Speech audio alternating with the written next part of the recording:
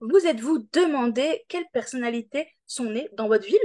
Alors moi, je me suis posé la question très tôt, et notamment à 6 ans, parce que lorsque j'avais cet âge-là, mon père a été muté de Lyon à Mulhouse. Puis bien sûr, je l'ai suivi parce qu'à 6 ans, j'allais pas prendre mon indépendance, quoi. Et je peux vous dire que quand on passe d'une ville comme Lyon, qui est quand même assez grande, je pense qu'on peut tous être d'accord là-dessus, entre les arrondissements, le métro, etc., on voit que c'est quand même assez dense comme ville, à Mulhouse, qui pour moi était un trou perdu, ça m'a fait un choc. God, please, no! No! No! No! Eh bien, détrompez-vous parce que j'ai complètement changé d'avis quand j'ai appris que l'un des plus grands cinéastes hollywoodiens est né à Mulhouse. Et bien sûr, je vous en parle à la fin de cette vidéo. Donc voici d'où vient cette idée de vidéo. Je vais vous parler aujourd'hui de 5 Mulhousiens et Mulhousiennes célèbres. Alors ne perdons pas de temps et on commence tout de suite avec la première personne, c'est-à-dire Vita. Si vous avez une trentaine d'années comme moi, Vita dans votre esprit c'est plutôt ça.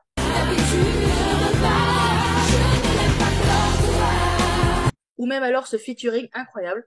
Ton mec est pur, il te trompe pas, j'en suis Non, mais sûr. tu sais pas, toi, ça fait 2 mois que je sens son odeur. Née à Mulhouse le 14 mars 1983, Vita, de son vrai nom Charlotte Gonin, est une chanteuse comme vous l'aurez vu. Elle commence à chanter dès l'âge de 11 ans et sachez qu'elle commence aussi à faire sa carrière en 2001. Moi personnellement, je ne me rappelle pas trop de ce qui s'est passé avant la période où elle a été avec Diams et avec ce featuring Confession Nocturne qu'on ne présente plus, mais aussi la période où elle a lancé son premier album solo à Fleur de Toit qui s'est quand même vendu à 400 000 exemplaires. Alors Vita, elle est très connue pour faire des featuring.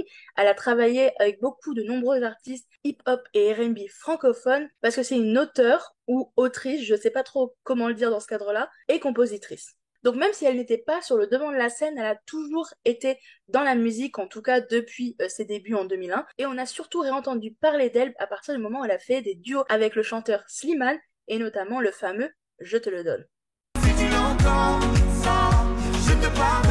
Vita a reçu de nombreuses nominations et de nombreuses récompenses, notamment un Victoire de la musique en 2020 pour sa chanson Ça va ça vient avec Slimane. Et si comme moi vous regardez la Star Academy, oui j'assume à 100%, vous avez vu que Vita cette année est la marraine de la promo, donc on va en entendre parler un petit peu tous les jours jusqu'en janvier. La deuxième personnalité qui vient de Mulhouse, et là on va passer sur quelque chose de complètement opposé à Vita, c'est Alfred Dreyfus. Alors dans cette vidéo, je ne vais pas expliquer l'affaire Dreyfus parce qu'il nous faudrait beaucoup de temps, mais je vais vous raconter brièvement qui est Alfred Dreyfus, le protagoniste principal de cette affaire.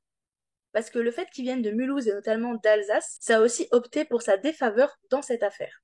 Alfred Dreyfus est issu d'une famille alsacienne juive qui a opté pour la nationalité française en 1872. Alors pour bref rappel historique, en 1870, il y a une guerre entre la France et l'Allemagne.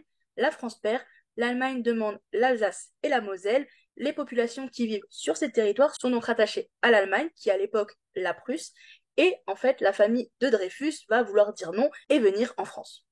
C'est d'ailleurs comme ça qu'Alfred Dreyfus va pouvoir poursuivre sa carrière militaire en entrant à l'école polytechnique. Alors qu'il est capitaine stagiaire à l'état-major de l'armée en 1884, il va être arrêté et inculpé pour haute trahison. Ce que l'histoire a retenu, c'est qu'on a trouvé dans une poubelle des documents secrets, classés secrets, qui sont destinés à l'armée allemande et qui ont été écrits par quelqu'un de l'état-major français, l'écriture ressemblant trait pour trait à celle d'Alfred Dreyfus. C'est lui qui va être inculpé puis envoyé au bagne. Parce que à cette époque, on règle les problèmes comme ça. Il va passer plus de 10 ans en prison avant d'être gracié par le président de l'époque, Émile Loubet. Cette affaire est l'une des plus grosses affaires politico-judiciaires de la Troisième République, voire même de l'histoire de France. Mais malheureusement, Dreyfus va en pâtir toute sa vie, même s'il combattra pendant la Première Guerre mondiale en tant que lieutenant-colonel, dans l'opinion publique, il sera toujours moitié présumé coupable, moitié présumé innocent. La leçon à tirer du châtiment de Dreyfus est de montrer au monde ce que nous faisons des traîtres. Maintenant, passons à quelqu'un de totalement différent dans un univers totalement opposé. Je vais vous parler de François Eichholzer. J'espère que je l'ai bien dit, je ne sais pas. Donc Eichholzer, c'est un prénom 100% alsacien, vous l'avez entendu, mais il va être surtout très connu sous un autre nom, le nom de François Florent. Alors, si vous n'êtes pas du tout du domaine de la culture, François Florent, ça vous dit que dalle, et c'est tout à fait normal. Moi aussi, je savais pas du tout qu'à la base, c'était une vraie personne. Mais en fait, François Florent est connu pour avoir créé le Cours Florent à Paris. Donc le Cours Florent, c'est un institut de théâtre où tous les plus grands comédiens que l'on connaît actuellement sont passés. D'ailleurs, c'est tellement connu qu'il y a plusieurs cursus dans des langues étrangères et internationales comme en anglais, en allemand et en espagnol, autant vous dire. Et François Florent, eh ben, il vient de Mulhouse. Il est né en 1937 et en 1956, il va aller à Paris pour se former au théâtre, déjà une passion qui va le suivre toute sa vie. Il intégrera par la suite le Conservatoire national supérieur des arts dramatiques et rencontrera René Simon, qui lui a créé aussi son école, le Cours Simon. C'est avec lui qu'il va découvrir que sa passion, c'est d'enseigner le théâtre. Il devient alors un professeur dans les arrondissements de Paris, puis crée en 1967 le Cours Florent pour les aspirants comédiens. Alors bien sûr, au début, ça va être compliqué, c'est pas connu comme ça d'un coup. Ça a été surtout connu parce qu'il va y avoir de grands noms qui vont après être propulsés sur le devant de la scène, qui vont venir du Cours Florent. Ça reste encore une des meilleures écoles de théâtre en France et c'est toujours très connu pour le concours de la classe libre, qui était quelque chose que François Florent adorait faire et qu'il présidait toujours. Alors le concours de la classe libre, pour ceux qui ne savent pas, ce sont des auditions très strictes et très longues, mais qui sont des auditions qui sont uniquement jugées sur la base du talent pour des futurs comédiens qui vont pouvoir entrer au Cours Florent en deuxième et en troisième année sans payer les frais d'inscription. En général, le jury choisit entre 10 et 20 personnes en fonction des années pour intégrer l'école, et il faut savoir que c'est une possibilité incroyable parce que pendant très longtemps, tout ce qui était relatif à la culture, au monde du spectacle et du cinéma était très fermé, et donc ça permet à des personnes qui viennent d'autres régions, voire même d'autres pays, de pouvoir s'inscrire dans une école et de pouvoir réaliser leurs rêves. C'est d'ailleurs un des événements phares du Cours Florent chaque année. La quatrième personnalité dont je voulais vous parler dans cette vidéo est beaucoup moins connue, mais j'avais envie de la mettre ici parce qu'elle a toute sa place et surtout parce que je voulais lui rendre hommage. La quatrième personne dont je veux parler, c'est Hélène Burger. Alors Hélène Burger est née à Mulhouse et habitait encore à Mulhouse lorsque les Allemands ont annexé l'Alsace en 1940.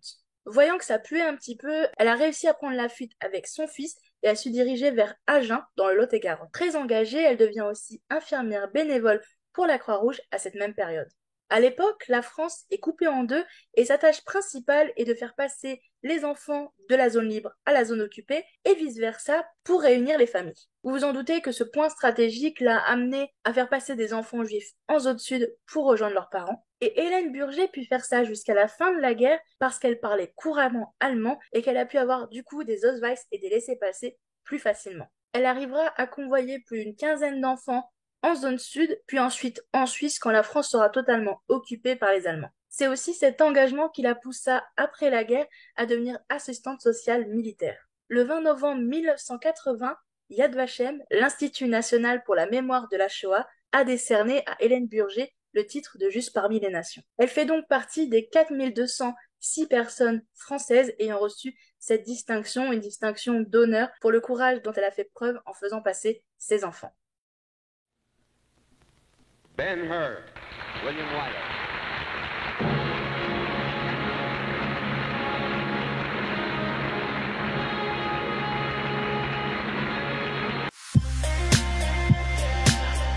Bon, la dernière personnalité, je voulais spoiler dès le début, mais voilà, il faut qu'on en parle.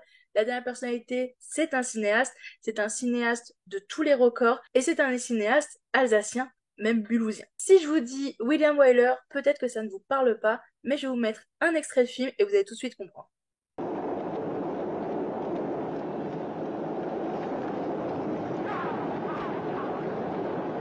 Alors Ben-Hur, c'est le film le plus connu de sa carrière et c'est même un homme de tous les records. C'est le 3e cinéaste le plus récompensé des Oscars. Il a le record de 12 nominations pour l'Oscar du meilleur réalisateur. Quand même. Il a même reçu une Palme d'Or en 1957 pour son film La Loi du Seigneur. Au total, ce sera 46 films, mais c'est surtout 11 Oscars pour le film Ben-Hur, un record qui a été égalé par 2 autres films après, Titanic et Le Seigneur des Anneaux, Le Retour du Roi. En fait, c'est tout simple, c'est les 3 films qui ont eu le plus d'Oscars au monde, quoi. Donc William Wyler est né à Mulhouse quand la ville était encore sous l'Empire allemand, donc au début du XXe siècle, et son père tient une mercerie sur la rue principale de Mulhouse. Si jamais vous connaissez, c'est la rue du Sauvage. C'est une mercerie qui marche et qui marchera très bien, mais le jeune Willy, comme on l'appelle, est fasciné par le cinéma et passe tout son temps à voir des films. Il n'est absolument pas intéressé par ce que fait son père. D'ailleurs, Wyler n'est pas très connu pour être un enfant très calme, très assidu, et donc c'est pour ça que sa mère va demander de l'aide à son cousin. Alors le cousin de sa mère, c'est pas n'importe qui, c'est Carl Laemmle, c'est le fondateur des studios Universal à Hollywood, donc c'est quand même pas rien, hein. Et surtout, on est dans les années 1920, donc ces studios, ils cartonnent à fond. Cette période-là, c'est le moment où il y a le plus de films qui se font au quotidien, et c'est pour ça que Carl Laemmle, il a besoin d'un maximum de personnes, et il va engager le jeune William Wyler. Alors Wyler, il va commencer tout en bas, il va être assistant des assistants réalisateurs, comme on dit, puis après il va passer assistant réalisateur, puis réalisateur, et entre-temps, pour combler les périodes où il ne va pas tourner du coup dans la réalisation, il va aussi faire tous les métiers du cinéma possibles, donc tout ce qui est maquillage, décor, costume, etc. Il commence à tourner des courts et longs métrages en 1922, mais c'est surtout dans les années 30 qu'il va commencer à gagner en popularité et qu'il va être reconnu par ses pairs comme un grand cinéaste. Les plus grands studios vont se l'arracher et il obtient dès 1942 son premier Oscar pour le film Mrs. Miniver. Il fera une très grande carrière à Hollywood jusqu'à sa mort en 1981 et il reviendra même quelques fois à Mulhouse, la dernière visite de William Wyler datant de 1979 où il avait même rencontré le maire de l'époque, Emile Muller. Ce qui fait la richesse du cinéma de Wyler, c'est que tous ses films sont différents, il aime parler de thèmes totalement éclectiques et un petit peu comme Stanley Kubrick, on pourrait pas résumer son cinéma en un film. Par contre, parmi les films les plus connus de Wyler, on peut citer, comme je l'ai dit avant, Ben-Hur qui est son plus grand carton, on va pas se mentir. Ensuite, Vacances romaines avec la jeune Audrey Hepburn qui a justement été tournée à Rome en Europe.